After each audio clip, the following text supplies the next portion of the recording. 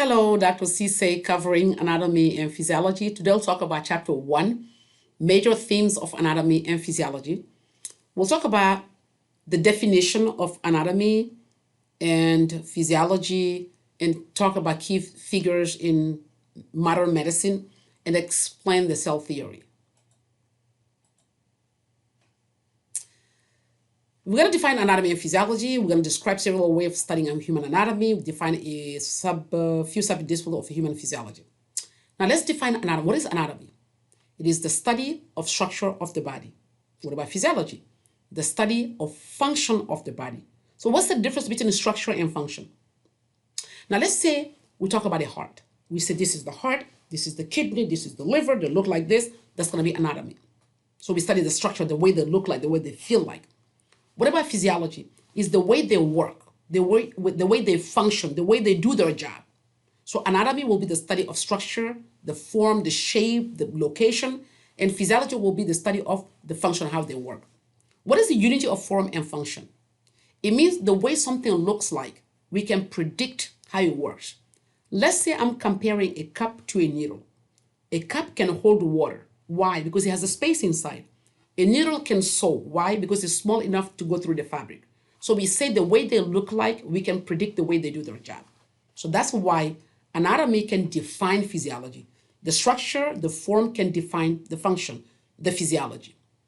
How do we study the form, the structure? How do we do it? First, we have to look at it. That's called inspection. We look at this organ or the system, we say, this is the heart. That is the inspection, we look at it. Then we touch it to feel it. That's called palpation. Then we listen to the sound of the organ. That's called auscultation.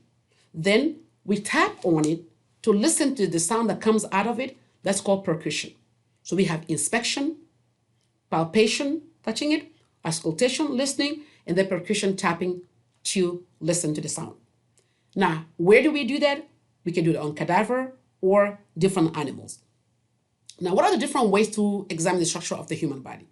It depends if it's big enough for us to see it, macroscopic anatomy, or if it's too small, microscopic anatomy.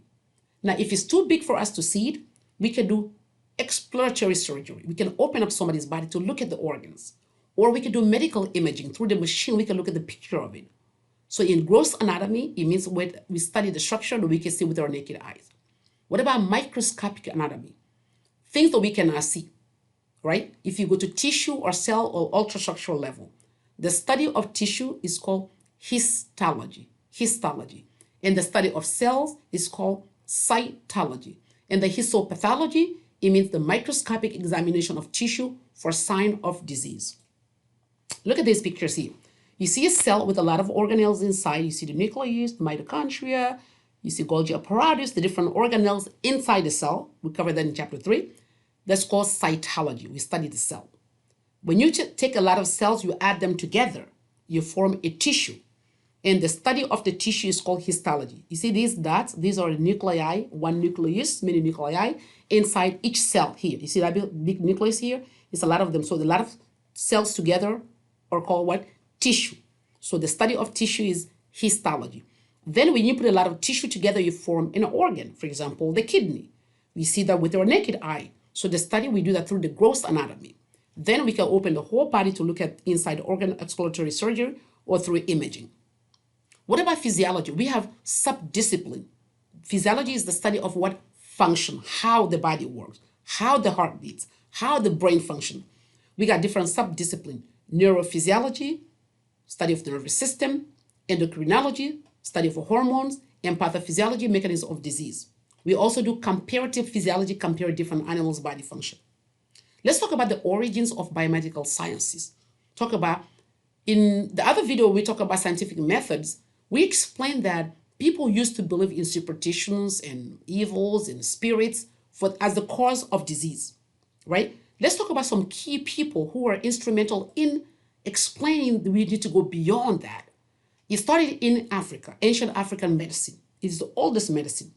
So it is the one that influenced the Greek medicine. For example, if you go to documents, we can see medical information dated as far back as 2900 BC in Egypt. What about Hippocrates and Aristotle? What did they do? What we can remember from Hippocrates is he urged physicians to seek natural causes of disease rather than attributing them to acts of the gods and demons. So he explained that we don't have to go through superstition and say we don't know what happened. Let's find out. Let's go to natural causes, the real causes. And Aristotle called the natural causes for disease physiology.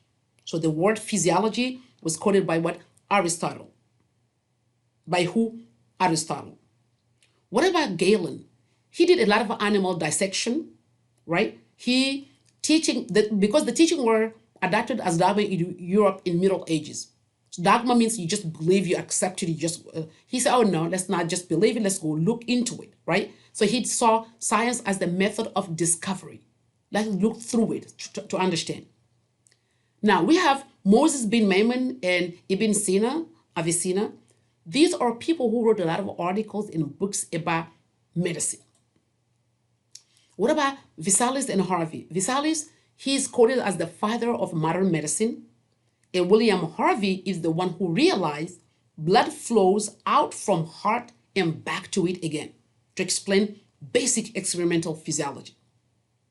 Robert Hooke made a lot of improvement to compound microscope by discovering adding ocular lens and objective lens. Remember, ocular, the eye lens, the eyepiece, and the objective lens, the near specimen. So objective near object. He published the first comprehensive book of microscopy. What about Anthony van Leeuwenhoek?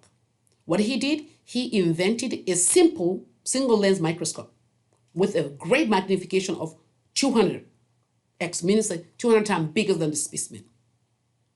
Now let's explain the cell theory. What is the cell theory? The cell theory concluded that all organisms were composed of cells. What does that mean? If something is living, the basic unit of it has to be a cell. So in order for you to be coded as living, you have to reach the level of cell. So the cell is the basic unit of life. All functions of the body are interpreted as the effect of cellular activities. It means what? Things that happen in the cell individually determine what the body organism will be doing, in a sense. It is not completely complete because the whole body function will differ depending on the combination of different function of different cells. But the basic unit of a life is the cell, and the basic function happens at the cellular level. That's the cell theory.